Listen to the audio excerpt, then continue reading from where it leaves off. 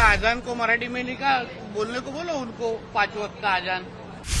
उनके अगर पुराने ट्वीट आप निकाल के देखेंगे तो तबलीगी जमात के इज्तिमा जो हो रहे थे उसका वेलकम कर रहे थे वो तो। हमारे त्र्यंबकेश्वर मंदिर के पास जय श्री राम नाम के दुकान होते हैं फूल वालों के, अंदर अब्दुल बैठा रहता है।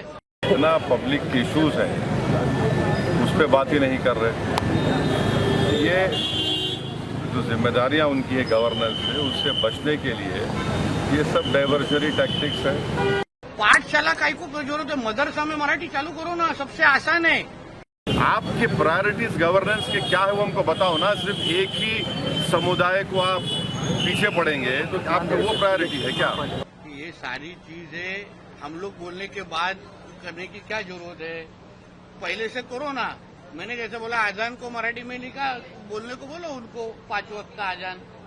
ये 1-2 जनों को बोलने का, वो नौटंकी करने का, ये तो हम लोग अभी हमारे त्र्यंबकेश्वर मंदिर के पास जय श्री राम नाम के दुकान होते हैं फूल वालों के, अंदर अब्दुल बैठा रहता है। तो कुछ नया चीज नहीं है ये, हम लोग को, हम सब ये जो कि नौटंकी है ना, हम अच्छी तरह से पहचानते हैं।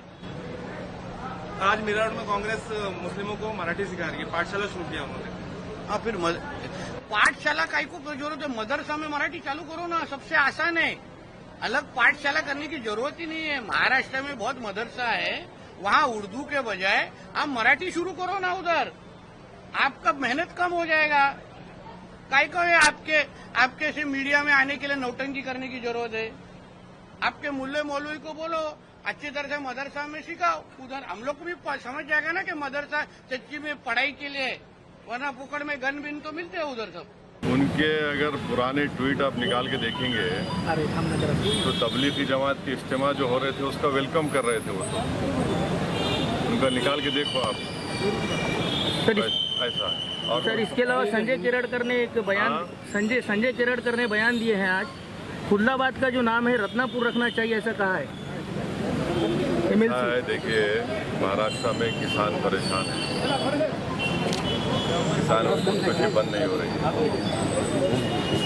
रोजगार सरकार दे नहीं पा रही है, और वो जो लड़कियों की स्कीम थी, क्या नाम था उसका क्या हो रहा उसका पता नहीं। कुरैश बरादरी के लोग स्ट्राइक पर हैं क्योंकि गौरक्षक उन पर जुल्म कर रहे हैं और उनकी गाड़ियों को कॉन्फिस्केट किया जा रहा है, उनका लाइसेंस नहीं दिया जा रहा है, स्लॉटर हाउस नहीं खोला जा रहा है। इतना पब्लिक के इशूज हैं उस पर बात ही नहीं कर रहे। ये जो जिम्मेदारियां उनकी है गवर्नेंस से, उससे बचने के लिए ये सब डाइवर्जरी टैक्टिक्स हैं। नाम बदलने से क्या लोग भूल जाएंगे क्या? कश्मीर के गवर्नर होने जा रहे हैं, सुरक्षा में कश्मीर के गवर्नर ने बोला है कि सुरक्षा में चूक हुई थी पहलगाम मामले में, उन्होंने जिम्मेदारी स्वीकारी है। जिम्मेदारी स्वीकारी है तो उनको अपना इस्तीफा देना चाहिए। भाई 26 हमारे भारत के नागरिक को मजहब उनका पूछ कर, क्योंकि उनका ताल्लुक हिंदू धर्म से था, उनको सर पे गोली मारी गई उनके परिवार के सामने।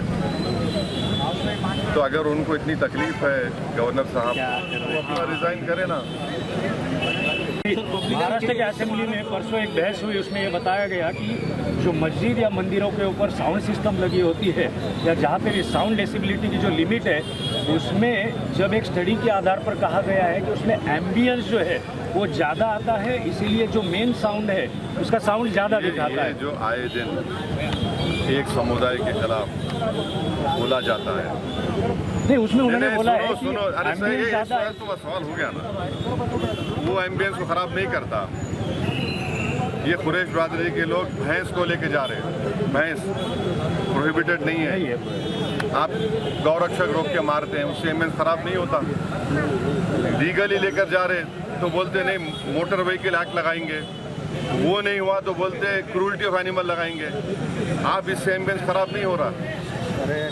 आपके प्रायोरिटीज गवर्नेंस के क्या है वो हमको बताओ ना। सिर्फ एक ही समुदाय को आप पीछे पड़ेंगे तो आपका वो प्रायोरिटी है क्या?